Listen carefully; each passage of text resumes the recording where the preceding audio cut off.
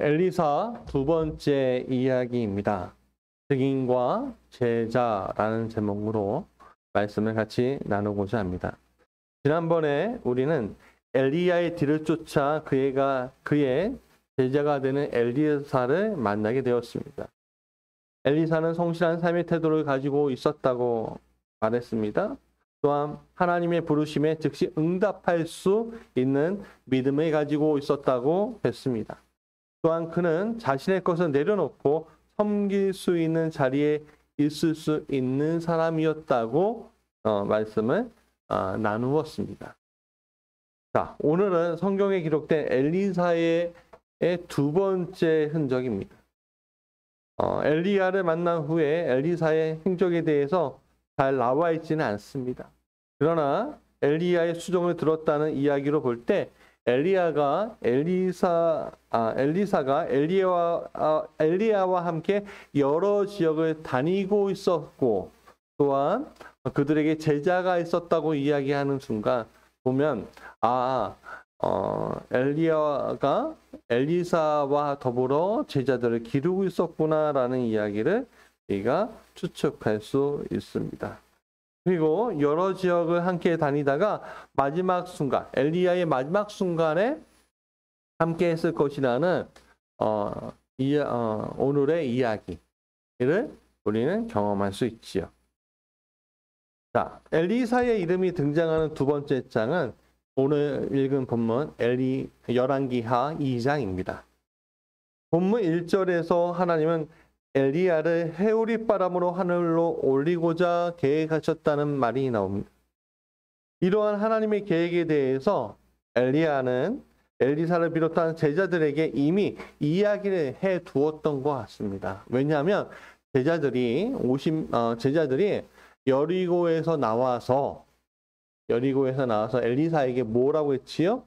오늘 하나님께서 해오리 바람으로 어떻게 해요? 엘리야를 올리실 거라는 이야기를 이미 하고 있지 않습니까? 자, 그런데 여기서 좀 재미있는 이 내용이 나옵니다. 엘리야는 길갈에서 베델로, 여리고로 요단으로 건널 때, 자, 이게 어떻게 되냐면요, 이런 식으로 움직였습니다. 예. 그러니까 동쪽에 있다가 서쪽으로 움직였다가 다시 동쪽으로 움직이는 이런 식으로 움직였는데요. 자, 이렇게 움직일 때, 그때마다, 지역을 옮길 때마다, 엘리사에게 엘리야가 이렇게 얘기합니다. 너는 여기 머물라. 여호와께서 나를 어디로 보내신다. 베델로 보내신다. 자, 여리고로 보내신다. 요단으로 보내신다. 이렇게 말하고 있습니다. 자, 그럴 때 엘리사는 그럴 때마다 여기 있어라 할 때마다 엘리사가 어떻게 반응하지요? 여호와께서 살아계심과 당신의 영혼이 살아있음을 두고 맹세하노니 내가 당신을 떠나지 아니하겠나이다. 떠나지 않을 겁니다. 그렇게 이야기했다는 거지요. 또 세 번이나 머무르라고 할 때마다 세 번이나 그렇게 대답을 했다는 거죠. 여기서 보면, 이것을 보면, 엘리사가 스승인 엘리야를 어떻게 생각하고 있는지 그 진심이 느껴지지 않습니까? 그가 스승인 엘리야를 얼마나 존경하고 그를 따랐는지가 저는 굉장히 많이 느껴졌습니다. 그는 스승인 엘리야를 계속 따라갔습니다. 자, 엘리야가 이제 요단을 건너갑니다. 그리고 같이 건너가지. 여러분, 제자란 그런 것입니다. 스승의 일거수일투족 전체를 전부 동행하고 바라보고 같이 하는 것이 바로 제자인 거지. 자, 이거와 같은 본문이 이야기가 어디서 나오냐면 신약 복음서에 나옵니다. 자, 복음서에 보면 예수님은 12명의 제자를 부르셨습니다. 근데 12명의 제자뿐만 아니라 예수님에게는 70인의 제자도 있었습니다. 그 외에도 아마도 더 많은 제자가 있었겠죠. 그런데 보통은 우리가 70인의 제자, 12제자, 또 3명의 제자 이렇게 구분해서 이야기합니다. 그러면 이제 보세요. 예수님을 따르는 부류가 두 부류입니다. 첫 번째는 무리예요. 예, 무리. 무리가 뭐지요? 네, 제자인 것처럼 보이지만 제자가 아닌 어정쩡한 그런 위치에 있는 사람들. 그래서 예수님이 떠나시면 흩어졌다가 또 예수님 보이면 또 모였다가 하는 것이 바로 무리입니다. 그러니까 이벤트가 있을 때마다 모이는 거죠. 그럼 제자는 또 한 부류는 바로 제자입니다. 예수님은 이 70제자, 12제자, 3제자로 구분하셨는데 이 70제자는 사역의 중반일 때 그렇게 하신 걸로 보면 예수님이 예루살렘 성으로 가셨을 때에는 꽤 수가 많았던 것으로 추측할 수 있지요. 자, 근데 보십시오. 가까이 있는 제자일수록 어떻습니까? 예수님과 동행합니다. 예수님과 함께 걷습니다. 예수님과 함께 먹으며 예수님과 함께 모든 것을 함께 있습니다. 예수님의 기적을 보고요. 예수님의 명령에 따르고요. 모든 것을 수종합니다. 예수님 모든 것을 배웁니다. 그러니까 어떻게 돼요? 몸으로, 귀로, 눈으로, 또 영으로 새겼겠죠. 그리고 이러한 제자들은 예수님이 완전한 부활과 승천을 경험하고 땅끝까지 복음을 전하는 자가 되었습니다. 오늘 우리에게 복음서가 전해질 수 있게 된 것도 이 제자들이 경험한 예수님에 대한 이야기를 그들의 제자, 그러니까 제자의 제자죠. 그렇죠? 그들의 제자에게 다시 또 그 동역자들에게 다시 증언함으로써 우리가 예수님에 대한 행적에 대해 알게 된 것이죠. 엘리야하고 엘리사의 관계도 마찬가지입니다. 엘리야가 병거와 불만을 타고 해오리바람을 타고서 올라갔던 것을 어떻게 알았죠? 그가 직접 보고 증언함으로 알게 되었죠. 자, 보니까 이렇게 보세요. 오늘 우리가 생각해 보십시오. 오늘 제자란 무엇입니까? 증언하는 자입니다. 누구에 대해서 증언하는 거죠? 바로 스승에 대해서 증언하는 거죠. 그러니까 오늘 그 증언하는 자를 우리는 증인이라고 부르는 것입니다. 사랑하는 여러분들은 증인이십니까? 네. 예수님이 여러분들과 함께하는 그 흔적들이 있습니까? 예수님이 여러분들에게 어떤 기적을 베풀어 주신 적이 있으십니까? 예수님께서 여러분들과 동행하는 흔적들이 여러분들에게 있어야 합니다. 그리고 그것을 증인으로 증언할 줄 알아야 된다는 것이죠. 자, 보십시오. 두 번째, 엘리야가 엘리사에게 물어봅니다. 그리고 이렇게 얘기하죠. 9절에 보니까 건너면 엘리야가 엘리사에게 이르되 나를 내게서 데려감을 당하기 전에 내가 내게 어떻게 할지를 구하라 그렇게 얘기합니다. 그랬더니 엘리사가 뭐라고 합니까? 9절에서 당신의 성령이 하시는 역사가 갑절이나 내게 있게 하소서 라고 얘기합니다. 그러니까 엘리야가 약간 당혹스러워하면서 이렇게 얘기합니다. 참 너 어려운 것을 이야기하는구나. 근데 주님께서 나를 너에게 데려가시는 것을 보면 내 소원이 이루어지겠지만 그렇지 않으면 그것이 이루어지지 않을 거야 라고 이렇게 이야기해 주시죠. 그러니까 그 다음에 11절에 보니까 어떤 일이 일어나요? 불수레와 그러니까 불병거와 불말들이 두 사람을 갈라놓고 엘리야가 회오리바람으로 하늘에 올라가는 것을 엘리사가 보게 되는 것입니다. 그리고 어떻게 해요? 엘리야의 겉옷을 그가 가지고 떨어진 겉옷을 가지고 어떻게 요단강에 다시 한번 치죠. 예. 근데 여기에서 우리가 알아야 될 게 우리가 첫 번째 이야기에서 생각해 보시면 엘리야가 엘리사를 처음 만났을 때 어떻게 하죠? 자신의 겉옷을 던져놓죠. 잘 생각해 보시면 내가 너를 제자로 삼겠다. 자, 엘리야가 겉옷을 엘리사에게 준 이유는 뭐예요? 너는 이제 제자다. 나의 계승자다. 그렇게 이야기하는 거죠. 자, 이 지점에 우리가 그런 다음에 어떤 일이 일어납니까? 엘리사가 놀랍게도 엘리야보다 더 큰 일을 하게 됩니다. 이스라엘에. 예. 정말 갑절의 능력으로 이스라엘을 완전히 바꿔버려요. 예. 우상의 나라에서 하나님을 믿는 나라로 완전히 바꿔버립니다. 자, 여기에서 저는 요한복음 14장에 있는 말씀이 떠올랐습니다. 12절에 요한복음 14장 12절에 예수님은 이렇게 말씀하셨습니다. 제자들에게 내가 진실로 진실로 너희에게 이르노니 나를 믿는 자는 내가 하는 일도 그도 할 것이요. 그러니까 나를 믿는 자는 내가 하는 일을 그도 할 것이요. 또한 그보다 큰 일도 하리니 이는 내가 아버지께로 감이라 라고 말씀하셨습니다. 이게 무슨 말입니까? 나를 믿고 나와 같이 나의 그 복음을 내가 전해준 복음을 전하는 사람은 나보다 더 큰 일을 하게 될 것이다 라고 얘기해 주시는 거죠. 근데 누구보다요? 나보다. 예수님보다. 생각해 보십시오. 예수님보다 더 큰 일을 한다고? 예수님은 하나님이신데? 여러분,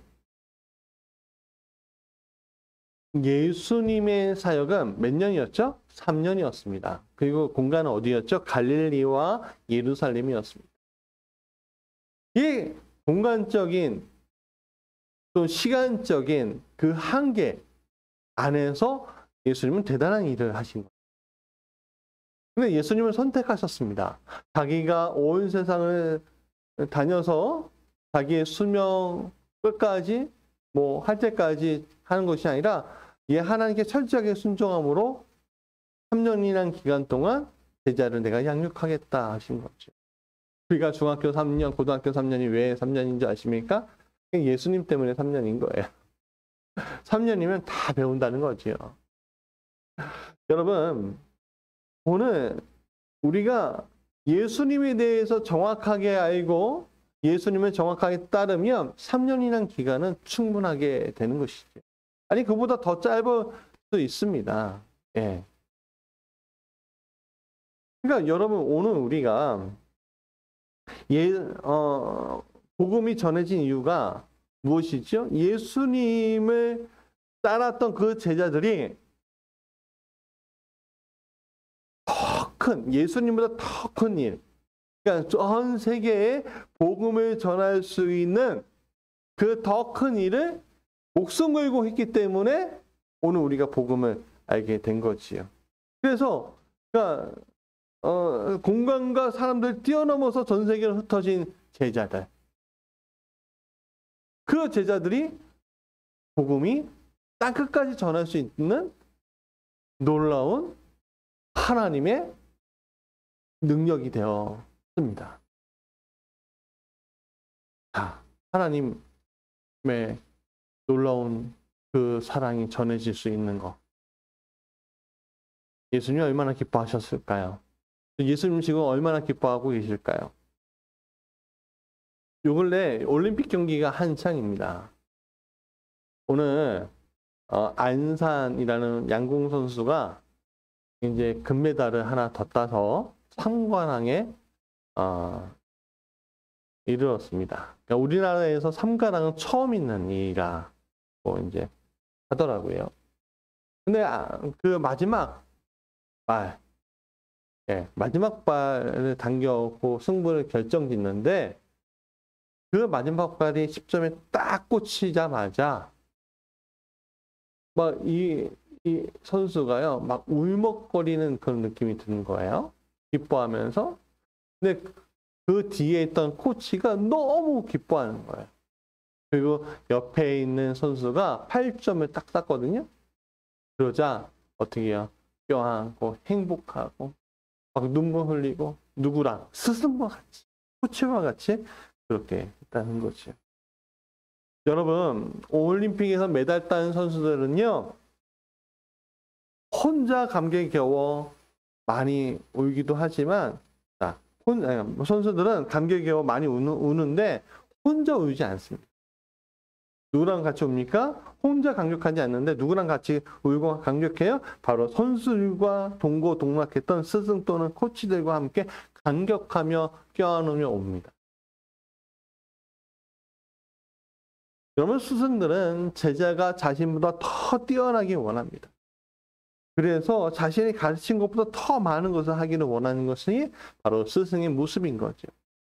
엘리야도 마찬가지고 예수님도 마찬가지고 그들의 제자에게 하나님께서는 그들의 제자들이 하나님의 일을, 복음을 더 자기보다 더 많이 큰 일을 하기를 지금 소원하고 있다는 것이죠. 여러분, 예수님은 왜 우리를 부르셨을까요? 그저 좋은 신앙생활 하다가 천국 가라고 불렀을까요? 아닙니다. 그러면 무리에 족하면 되는 거죠. 무리이면 되는 거예요, 무리. 무리에게는 예수님은 증언할 수 있지만 능력은 없죠. 여러분, 혼자 난 천국 가는 거 좋아 하고 믿음 생활 하는 것은 능력이 없는 삶입니다. 그런데 예수님은 오늘 우리를 그럼 무리로 부르신 것이 아니라 제자로 부르셨다는 거예요. 계승자로 부르셨다는 거예요. 그리고 예수님의 가르침을 통해서 세상을 구원하라고 오늘 우리를 부르셨다는 겁니다. 그래서 오늘 올림픽에서 메달을 딴 선수들처럼 최선을 다해 제자로서의 삶을 다할 때 예수님은 생명의 면류관을 우리에게 씌워주신다고 분명히 약속하셨어요. 면류관을 씌워주신대요. 생명의 면류관. 그래서 우리가 뭐예요? 예수님이 제자이면서 성령이 동역자면서 하나님의 자녀가 되는 거잖아요. 하나님은 오늘 우리를 자녀로 부르시기만 한 것이 아니라 제자와 동역자로 세우시고 삼으셨다는 거예요. 복음의 계승자로서의 오늘 우리의 모습을 기대하고 계신다는 거예요. 저는 여러분 오늘 올림픽 선수들, 도쿄 올림픽을 하고 있는 이 선수들 바라보시면서 어떤 생각이 드십니까? 너무 잘했다. 아이고, 금메달 땄네. 은메달 땄네. 동메달 땄네. 아유, 축하해. 그걸로만 끝나면 안 됩니다. 그들의 했던 노력과 그들이 했던 감격을 보면서 오늘 신앙에 대입해 보면 좋겠습니다. 오늘 우리가 스승의 가르침을 가지고 최선을 다해 스승의 가르침을 더 뛰어넘을 때 주님은 우리를 너무너무 행복해 하시면서 기뻐하시면서 우리 수고했어. 애썼어. 진짜 놀랍다. 정말 대단해. 그렇게 말씀하시지 않으실까요? 성경은 분명히 더 큰 일을 하게 될 거라고 약속하셨습니다. 오늘 우리가 성령의 동역자로 예수님의 제자로서 하나님의 자녀답게 살아가야 합니다. 무리는 증언할 수 있으나 능력이 없습니다. 그러나 제자는 증언과 또 하면서 능력도 있는 것이 제자입니다. 사랑하는 여러분, 증인이 되어 주십시오. 예수님의 제자가 되어 주십시오. 하나님이 너무나 기뻐하시며 최고야, 너 최고야 해 주실 겁니다. 오늘 내가 할 게 없어요 라고 생각하지 마십시오. 오늘 내가 전하고 싶어도 이 일에 너무 치여서 힘들어요. 그렇게만 살고 싶으십니까? 여러분, 여러분의 것만 바라보면요, 우리는 올림픽 메달 같은 생명의 면류관을 딸 수가 없습니다. 우리는 하늘의 것을 바라봐야 합니다. 오늘 방역이든 여러 가지 것들을 보면서 오늘 신앙생활 한다는 것 자체가 너무너무 어렵다고 이야기하는 분들이 굉장히 많습니다. 그러나 여러분 생각해 보십시오. 신앙생활 하는 게 어려운 게 아닙니다. 신앙생활을 못하는 게 아닙니다. 우리는 그것을 선택하지 않은 것 뿐입니다.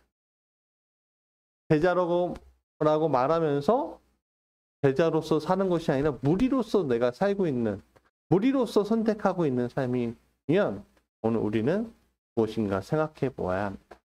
경기장에 같이 있는데 여기 땅 하는데 뛰지 않고 머물러 있는 것. 머물러 있는 것. 엘리야가 엘리사에게 머물러 있어라, 머물러 있어라, 머물러 있어라 세 번이나 얘기하지 않았습니까? 진짜 머물르면 됩니까? 아니죠. 따라가야죠.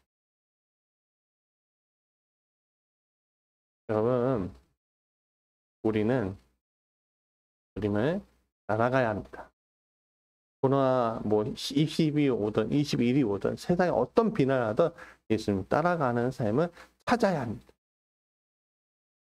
생명의 면류관을 얻은 자처. 그 믿음을 가지고 여러분 가시길 간절히 원합니다. 이 무지개 교회가 이 귀한 일들을 하고 있습니다. 여러분 우리 같이 갑시다. 복된 승리의 길로 올림픽 금메달처럼 생명의 면류관을 얻읍시다. 같이 기도하겠습니다. 사랑과 은혜가 충만하신 우리 주 하나님, 성령께서 오늘 우리 사랑하는 이들과 같이 함께 하시길 간절히 원합니다. 아버지, 오늘 우리가 같이 기도하며 구합니다. 주여, 오늘 우리에게 생명의 면류관을 얻는 믿음의 사람이 되게 하시고 증언만 하는 것이 아니라 능력 있는 제자도 되게 하여 주옵소서. 증인된 삶으로 오늘을 살아가게 하시고 능력 있는 삶으로 오늘 살아가게 하시고 우리처럼 신앙생활 하는 것이 아니라 그냥 머무는 것이 아니라 아버지 휩쓸이 불면 달려나갈 수 있는 믿음의 능력이 우리 살아가는 이들 위에 있길 간절히 원합니다. 세상은 참 어렵습니다. 그러나 주님, 우리는 신앙생활 할 수 없는 것이 아니라 우리는 하나님을 믿는 것을 선택하지 않은 것뿐입니다. 주님, 머물러 있지 않습니다. 주님을 따라가며 엘리야가 불말과 불병거와 불말을 타고 회오리바람으로 하늘 올라가는 그 기적을 엘리사가 보듯 오늘 우리도 그 기적의 역사가 이 시간 일어날 수 있도록 도와주시옵소서. 우리 사랑하는 이들과 오늘 같이 기도하는 순간마다 하나님 역사하시고 믿음의 고백들 일어나게 하여 주시옵소서. 예수님 이름으로 기도합니다. 아멘. 오늘 이 시간 같이 기도하고 나갔으면 좋겠습니다. 무지개 교회를 위해서 기도해 주십시오. 무지개 교회 부흥을 위해서 기도해 주시고요. 또 우리의 연약한 이들을 위해서 기도해 주시고요. 또한 오늘 우리가 정말 제자로서의 삶을 살아갈 수 있도록 해달라고 같이 기도하는 시간 갖겠습니다. 기도하겠습니다.